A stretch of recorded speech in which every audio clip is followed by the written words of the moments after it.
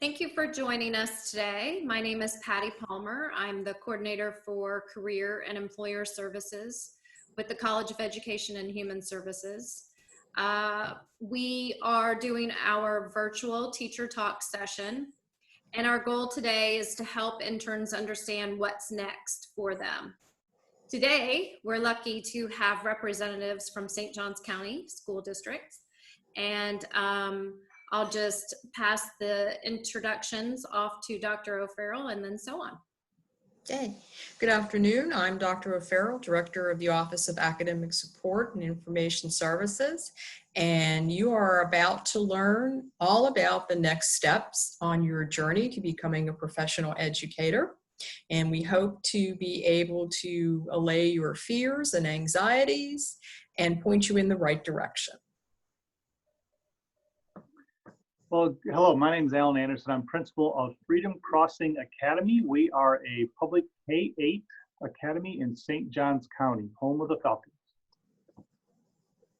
And good afternoon, I'm Kathy Hutchins, and I am the Associate Superintendent for Human Resources here in St. Johns County, and it is an honor to be here today to be able to share some exciting things with you. Great, thank you for joining us today. So I'm just going to jump right in, and before we get into the technical talk, I'm going to ask you why St. Johns County? If I'm graduating from the University of North Florida, why do I want to work for St. Johns County? Ms. Hutchins, I'll let you start, ma'am. Well, you know, we always say that we're the best secret in town. You know, as much as we have grown over the past 5 to 10 years. We're still very proud of the unique culture that we have in our district. It's all about the kids. It's all about the people. We care very much about our students and decisions that we make are about our kids. It's not about us at the district level. We always ask the question, what is best for our kids? So we always are always seeking, you know, what is best for them, but then in addition, we're always looking at what do our teachers need to be able to perform at their best. And so providing that professional development, providing that support, providing that opportunity to collaborate with their colleagues, getting ideas, being able to get into others' classrooms to be able to see the excitement that's going on and the teaching and the learning. That's what it's all about here in St. John's. I think that's a great explanation, Ms. Hutchins. I've been very fortunate to work at several schools in St. Johns County. I'll tell you the thing that they're all very different, but like you said, it's all about the students.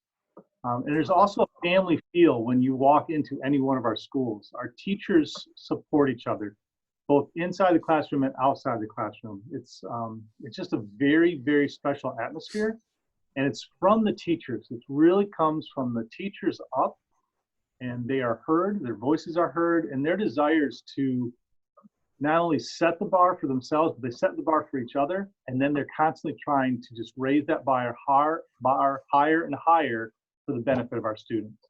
That's the biggest thing I've learned in St. Johns County. Thank you, and you touched on a couple of things that we'll talk about later regarding professional development, but off of, you know, why do I want to become a teacher in St. Johns County? What are you looking for in a student? What kind of qualities are you looking for in a graduate? What are you looking for as far as that goes? So Mr. Anderson, you're at the school level. You probably want to start with that, and then I can talk from the district perspective. Sure. The biggest thing, we talk about this a lot, the biggest thing we look for are good quality people. You can learn skills and all those other things, but once you're here, we can help you with all that. I mean, you get a great foundation, you get great education at UNF. I'm a graduate from there. It's a great place. But all that other stuff, the person, the type of person that you are, we want people of good quality, people of good character, high morals, with a really solid, high work ethic. Those are the people we're looking for, and people that are fun to be around, that want to connect and be part of the family, be part of the culture that we have. That's first and foremost I think the thing that we look for is good quality, good, honest, hardworking people that have kids, not only first, but kids in their heart. And that's a great point, Mr. Anderson. And I think the other thing from a district perspective, what we're always looking for is, you know, the teachers that have an open mind and always willingness to learn. I think what you'll see in St. Johns County is it's not just about an individual teacher learning, it's about my peers learning together and us helping to get better at our craft of teaching. So just being able to, being able to have that initiative, being willing to step out there and do whatever it needs to get done, and knowing that whatever you do, it is for the benefit of our students. Nice job. All right, so you've sold me. I'm working for St. Johns County, and I am that teacher. Can you tell me what the certification process is then? What do I have to go through for the certification process? So for starters, one of the things that our district, probably a little bit different than everyone else, is when you start applying in St. Johns County, we already have a good handle on your certification because we ask for your transcripts, and then we already know, and our hiring authorities already know what you are qualified to be able to teach. So once once a hiring authority recommends you, you go through onboarding with us, and then you actually have a face-to-face conversation with one of our employee specialists, and they will walk you through what you need to do for your certification, right from the application. And many times the new teacher, they have to submit their own application to DOE, but then we're able to help them in any other capacity that they need assistance with. Once they do their application, they are affiliated with our district, and then we're able to really monitor what the process is and where they are in the process of being able to receive their temporary certification. Okay, thank you. Now, can you tell us how applying for a job, how you apply for a job, and what the procedures and the expectations are in that respect? So Ellen, do you want to talk to that? Or do you want me to? It's your area of expertise. Okay. So the first thing that an interested applicant would need to do is actually fill out an application online, and that is off of our website called AppleTrack. And so there is a process that you need to go through, filling that application out, answering security questions, uploading your transcript, and then most important is having references who can speak to your ability to be able to teach. See, people who have actually witnessed and observed you and can speak to your your area of strengths and even your areas of weaknesses. A lot of times our new applicants don't always include their supervising teacher or professors who have had them in classes. Sometimes they're just friends, and that always doesn't get what we're looking for. We really want to have someone who has really seen you in action and being able to provide us some good feedback. And then from there, once your application is complete, we now you are in a email, if you will, an email pool that every morning you will get notifications from St. Johns County to let you know what positions have posted. And so based on what you have applied for and what you qualified for, you can go in and apply for positions. So a lot of times, depending upon your area your area of certification, if you're in those critical need areas, the unfortunate thing, but maybe fortunate, math, science, Spanish, ELA, it's even getting to be social studies and PE, believe it or not, they're becoming critical shortage areas for us. And so seeing your name on the posting, the principal would look at your application, your references, and then make a decision to call the applicants that they'd like to have a face-to-face interview with. And in this case, it's going to be virtual. based on where we are here in with the pandemic that we're facing. So, and then from there, it's just, you know, doing your very best on the interview and hopefully being able to land a position. If I could just add a couple things from the backside of what a principal sees. When you add your references, I think it believes Ms. Hutchins asked for 2 references. Because, A lot of times references, I don't know if they don't click submit or something happens, but a lot of times we'll get references that are, say, incomplete. So we can't see anything. So my word of advice is put several in.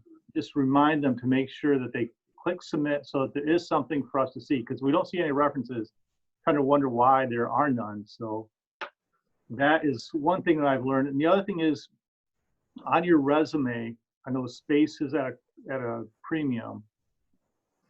If you write that you did your internship and you start listing the things that you've done during your internship, that's fine and wonderful. We kind of know what interns do. We have them here in our building. Don't give up that space that you can tell us what else you have done. We want to know what else you have done in your academic career. I want to know extracurricular things, extra jobs you've done.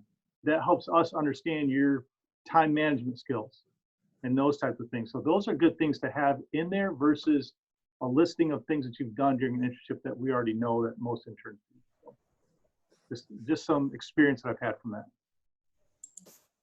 Yeah, that's a great point regarding your resume. I appreciate that. That's helpful. With that, do you all require a cover letter, or how does that work? well, I have to tell you that probably most of our principals, what they're looking for is the resume. The cover letter to me is fluff. They, you know, they rather, you know, their time is limited. So they want to see what you have and what you're all about. So just doing a good comprehensive resume, I would say not make it too long. I mean, no more than a page, no more than 2 pages. You know, and I always tell you the trick is put your picture on your resume. You know, make it flashy, make it catchy. Just, you know, how are you standing out from the other applicants that the principal is looking at, you know, for consideration for the position. Okay, great. And I'll look at an electronic reference, but I don't always take the time to read a reference letter, because a reference letter the candidate's going to see. So I feel like you get more valuable, honest feedback from that electronic reference. Okay, great. Thank you. So what are some methods of support that are available to first-year teachers? Well, Ellen, you want to speak from the school level. Okay. Every school does it very differently based on the number of new teachers that are in the building. And then I can tell from a district perspective what support we offer. Okay. Thank you, ma'am. From the school standpoint, there is a kind of a framework that most schools use that's been put out to all of us. Schools I've been at, the school currently at, we have a teacher leader that leads that. We hook teachers up with mentors that they meet with on a regular basis. And usually what it is a mentor is a teacher that you connect with. It may not be on your grade level. It may be just somebody in the building that you've already kind of naturally developed a relationship with. So you have that person that you feel comfortable. You can go ask them anything. All kinds of questions about how things are done at school. You also have somebody on your team that is a partner with you that you ask all the day ins and day out questions of. Our schools are very big on the PLC process, which is the teams meet on a weekly basis as a team. They plan together, they grade together, they create common assessments together, they look at the standards and what they're going to be teaching. We're very tight on the what we teach, but we're very loose on the how we do it. So you have some freedoms on how you disseminate that information to your students, but everything else is similar within the team. We also take you around and introduce you to all the key people, the people that you really need to know, from the administration, the lady that feeds you, to the people that are going to clean your trash cans and make sure you have the supplies you need. We do an orientation meeting with them, and then I meet with our new teachers about once a month just to check in, see if anything, and then how their other meetings are going.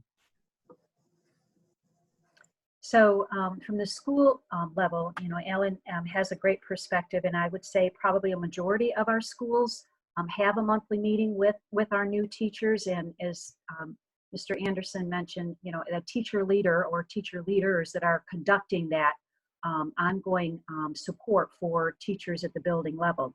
At the district level, we do monthly trainings with our teachers, and those are actually, we start off providing 2 days of induction for our new teachers coming into, whoops, my light, when I'm not, sorry, when I am not moving, it always turns off on me. So sorry about that. But we provide 2 days of induction for our teachers right off the bat. That is a requirement when you come into St. Johns County. And we spend a lot of time up front, how do I want to say it, arming them with what they need to know, because when they get into pre-planning, we don't want them fumbling around just wondering and being anxious about, oh my gosh, I don't know about this, and I don't know about email, and I don't know about how to operate my computer, I don't know where to find the standards. That is all taken care of in the 2 days of induction, because again, we want to arm our teachers with what they need to know. So when they get to the building level, they can do and work with their grade level teams or with their PLCs and get right down to planning and getting ready for the first day of school. In addition, we offer with those new higher cohorts, we have monthly meetings with them on a given afternoon. This year, probably we'll do a little combination of both face-to-face, we'll probably do some hybrid, and we'll also do some virtual, just because our district is so spread out.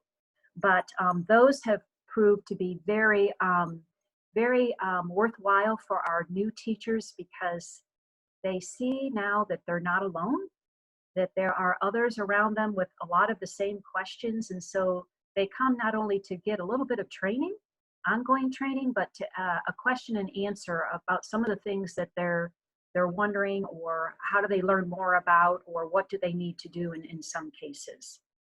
And then in addition, as Alan mentioned, well, we're really working hard at the district level to get our teachers all CET trained with the new framework. And that's, you know, especially with the growth mindset and especially with the feedback, because we have found this year, having had that in place, it really has helped move our new teachers forward. So again, pairing them up with mentors who have been really trained with the new CET training has really truly made a difference for our first year teachers. Very thorough, thank you. So also regarding the methods of support, what about any resources that are available, and how can they find these resources that would be available to first year teachers? So at the school level, it goes back to the team. We have an instructional literacy coach that help those before the school year opens. Again, we want everything before the school year opens, so they're feel prepared and ready. Our teams are meeting all summer long, but they do meet as a cohort of all the new people get together with their mentors before the school year starts. We give them the stuff that they need, whatever they're lacking. We have people here all during pre-planning. Their ILC, the instructional literacy coach, is a key person to that, and then they can always go back and ask their team or whoever their buddy happens to be. And then all the training of all the software that we use. The district does a wonderful job providing all that training before we ever get going. So as far as the district, you know, as far as resources, we have a CAS team that is offering lots of resources, you know, especially in the curriculum area, to help support our new teachers. And then in addition, every teacher gets lead teacher money, so it helps offset some of the costs that they have at the beginning of the year. But this year, for instance, some of the resources we were going to be using, we're actually going to give all of our new hires Teach Like a Champion, because there are some great strategies in there to help our teachers who are new, especially to the profession, and helping tool them up, if you will, and help them with some of the strategies that they're using in the classroom. But, you know, all a teacher needs to do is ask, you know, where are those resources? And I know at the school level, even if they reach out to PD, we do have a teacher on assignment who actually does go out and works with first year teachers. She'll observe, she'll She'll team teach, she'll with them, she'll even model lessons to help them with whatever areas that they feel they could benefit from. And you just led me right into my next question, which when you said all a teacher has to do is ask, what is one thing that you could tell a teacher to do, something to do in their first year of teaching? I think it would be, have an open mind, be flexible, be willing to learn, and I think be willing to take risks. That's what teaching is all about. It's not going to be perfect. You are going to make mistakes. We as educators here, that's what we want you to do. That's how you get to perfect your craft, if you will. If you think you have to be perfect every single day, that's just not the real world. So, but just come with an open mind and just be flexible. Have fun. We want you to have fun. This is what teaching is all about. And that's Mr. Anderson said it so well. I mean, we'll tell you what to teach, but how you teach it is up to you. That's what's the beauty in St. Johns County, because even though our teachers are on the same wavelength on what they're teaching, you can walk into every different classroom, and based on the student needs and what that class needs, that teacher is teaching to what our students need. So, that is the beauty of, teaching, is just being able to love what you do and have that passion and just do it for kids. So my advice is, first and foremost, Ms. Hutchins said, is have fun. I mean, you get to work with kids. How cool is that? That's the best thing ever. Ask questions, and don't be afraid to ask anybody any questions. Ask. We never get tired of them. There's no wrong question, no bad question, and embrace your mistakes. We all make them. I keep making them every day. We all make them, and it's a great model for our students. We want them to make mistakes. That's how they learn. Find somebody that you can kind of confide in. There's a lot of emotional baggage that comes with this job. You learn a lot about students, you learn a lot about families, and you just need that kind of healthy outlet. So find a trusted confidant that you can kind of share those with to get them off your chest. And you just sometimes just kind of need that release. So find somebody that you can do that with. And another support, you can talk through your lessons and reflect on them. That's my advice for the new teachers. And just always remember why you got into this profession. You got in for kids. Don't let anybody else steal that or take that drive, that passion that you have. Don't let anybody take that from you. I think what we'd want you all to do is just come in and have a nice balance. You got to have that balance. I think that's what Mr. Anderson was trying to say. He wants you to have a balance. Have fun, but teaching is hard. It's a hard job, and there's a lot of plates. There are a lot of plates that you're juggling at one time and trying to keep them going, and we get it. But I again agree with Mr. Anderson. You make mistakes, and you just pick up, you learn from those mistakes, and you keep charging forward and do what you love, and that is teach the kids. Yeah, very heartfelt too. We could feel that from you, so thank you. Okay, so we said what to do. You know what my next question is. What do you not do your first year teaching? So I'm going to jump back to what's kind of to do beforehand and kind of ties into what you do after you're teaching. Teachers are held to a very, very high moral standard. Once you are in the profession, you are under a spotlight. So before you get in, clean up your social media. Clean up anything else, any links that somebody else has that can be connected to you. Clean up, because I promise you, parents will be checking and looking, and they'll hold you accountable. Then the other thing is, what not to do is post activities that you do in your personal time out there on social media so that people can see it. You're going to be scrutinized for lots of stuff that you're not currently, and you are held to a very high moral standard. So just watch your actions, watch the things, because people are always watching, always looking. You want to be that positive role model for our youth and our students. That's why we're here. That's my biggest thing is just watch. Don't do things that are going to get you in trouble. And I agree. That's probably one of the biggest mistakes our first year teachers make, that we have to kind of coach them through, if you will. But if you take the advice Mr. Anderson just gave you and just, be very super conscious of that, and just be, and even working with parents, there's a very fine line there, that there's information you share and information you don't share. They don't need to know about your personal life, and you just, you just always keep it very professional.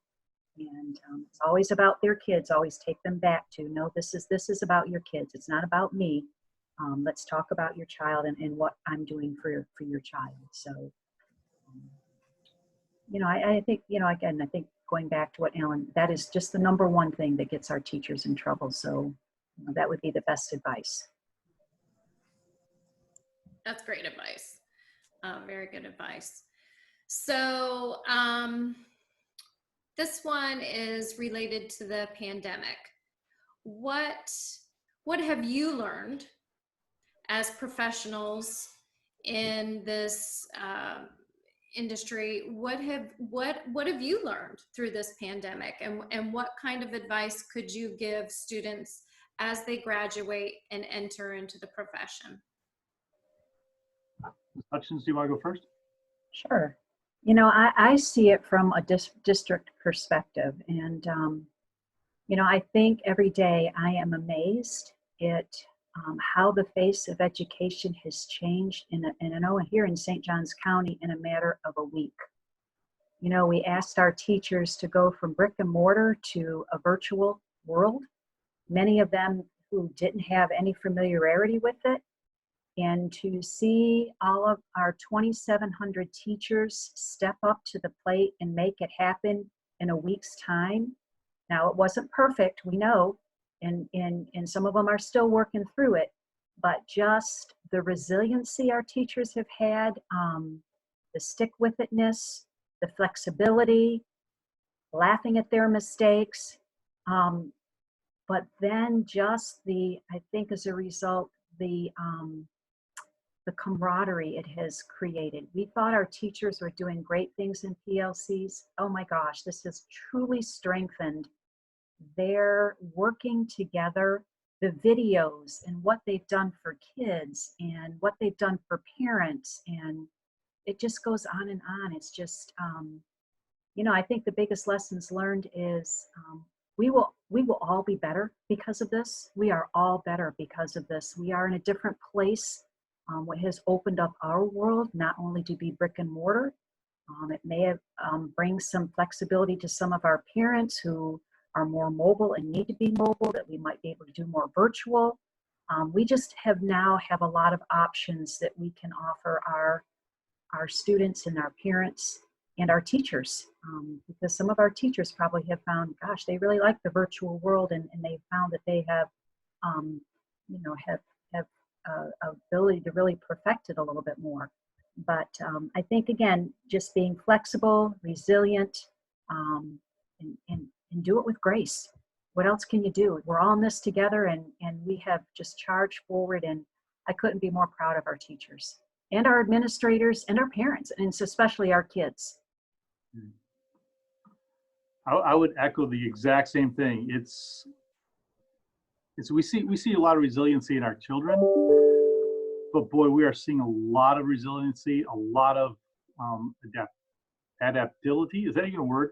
Ability to adapt from our teachers. I've got a broad range of years of experience on our staff. Some very first year teachers to teachers that are teaching for 30 plus years. And I talked to one on the phone today, a very, very seasoned teacher.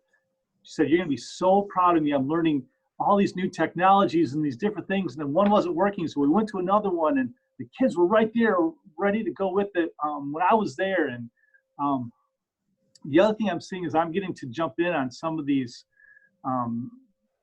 video conference calls of the classes. And so I'm sometimes a special guest, and just seeing the excitement of our students being able to connect with one another and then connecting with their teachers. And then sometimes their personality comes out a little bit more when they're on camera than when they're in the classroom, which is always fun. But boy, I just, you know, the grit that our teachers are showing. This is something new, something different, but they are working so hard.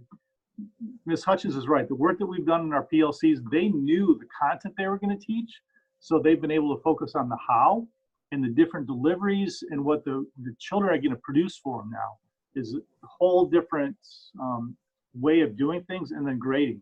And they've just been flexible. They've been talking things out amongst themselves and bringing it back to us, and we take it to the district.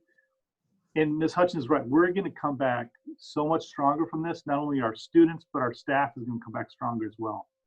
So I'm excited about the things that are happening. I miss everybody greatly, and I know that they all miss each other, and I miss being here as a collective group.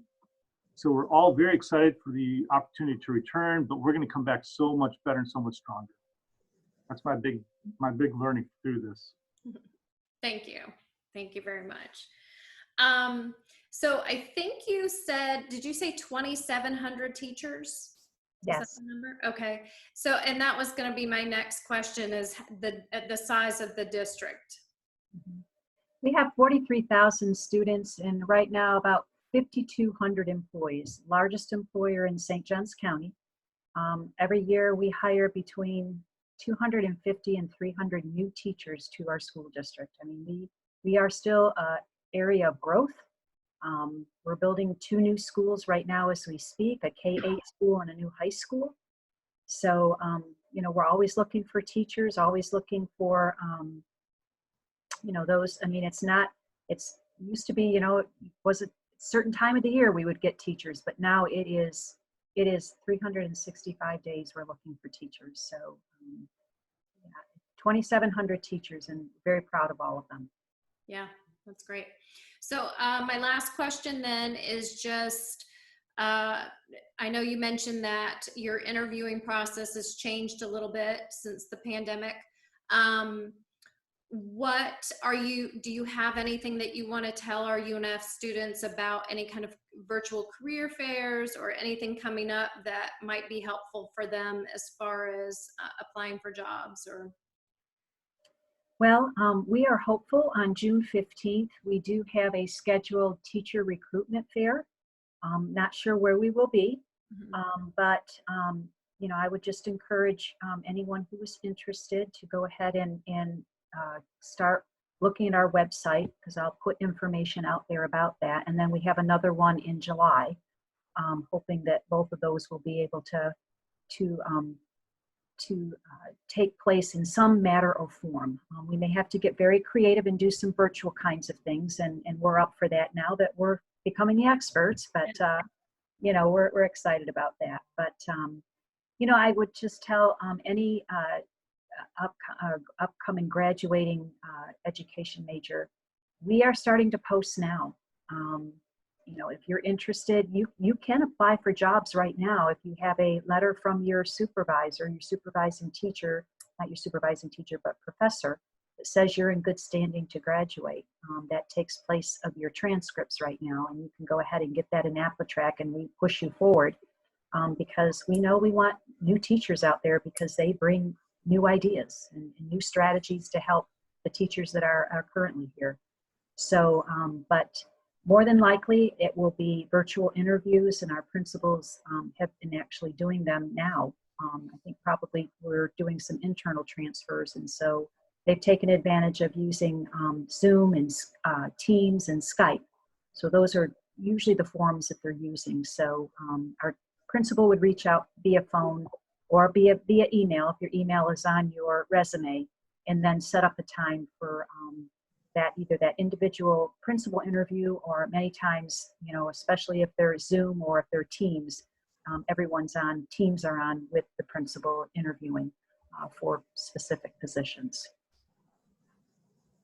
Great. If I could, Yeah. a couple things for potential candidates. Just because it's online doesn't mean it's not any more less professional or lax. So make sure you're still dressed as you would if you were to come in, because we do look, we do notice. And please, please, please do your homework on the school. We want to know if you know about us.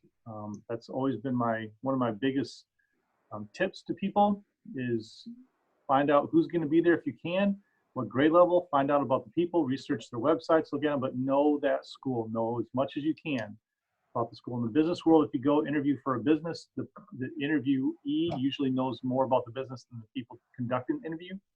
So you should be the same way as a teacher. Do your research. Is there an opportunity when doing virtual interviews for a prospective candidate to share a video of themselves in action when they were still face-to-face in the classroom? So sometimes we'll take that via email. It's a little bit hard to show everybody. If a candidate was to send that to me, if I'm going to interview a candidate and they send it to me, and it's good and I like it, I will forward that off to the rest of the team so that they can see it beforehand. And it may spark a question. Yes, there's an opportunity to share that. Keep it kind of brief. I don't want to see a whole long lesson. We'll stop, but the highlights are good. Good. So let me ask this question. And a beginning teacher might not think about this at the time, but it is very important in terms of their own professional growth. Going down their journey, are there opportunities for them to take on leadership roles or get involved in different things beyond just being the classroom teacher? Absolutely. We love those people. Those are the people we love to pass by in the hall and say, hey, you got a minute? I got an opportunity for you. Ms. Hutchins laughed because she used to give me a lot of those. Actually, this last year, I did something I'm really happy with. We're just about to close it. I took a group of potential leaders, people that just may not want to be administrators, but may want to be team leaders or just different things that they want to pursue furthering their career down outside of the classroom or even in the classroom, but be a teacher leader. We had a cohort and we met once a month. We did a book study together. We developed their own personal educational mission statement. We did a lot of discussion about what we're learning. Some of them were in school, so they brought that back. That held discussions. So we had so much fun. We really, really enjoyed that. I look forward to that each month, and they did too. We had good food too, so that's always important. But yes, those are the people sometimes we really look for. They help the school grow.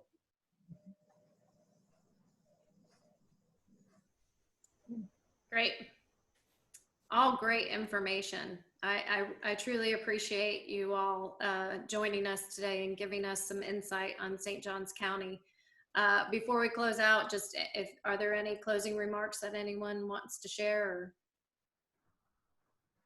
I would just say, we want to wish you the very best. We hope that you'll consider come teach with us. I know there's a lot of opportunities out there, and I just want to thank anyone who has sat through this interview and took the time to hear more about St. John's. We appreciate you and appreciate you wanting to learn more about us. And so if it is something that interests you, I would just encourage you to apply on Applitrack and on our school district website and watch the jobs that are opening.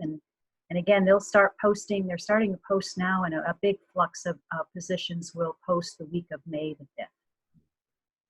If you want to know more about St. Johns County on teaching here, there's actually a really good video on our recruitment page. I have a couple teachers, one local, one from, I believe, Michigan, that moved down just on her own. It's a great video, tells about teaching here, but this is a great place to work as a family, and just congratulations on graduating. Congratulations, and best wishes and best of luck to you as you pursue your next steps. Great. Thank you so much for being here. We appreciate it. Thank you. Thank you.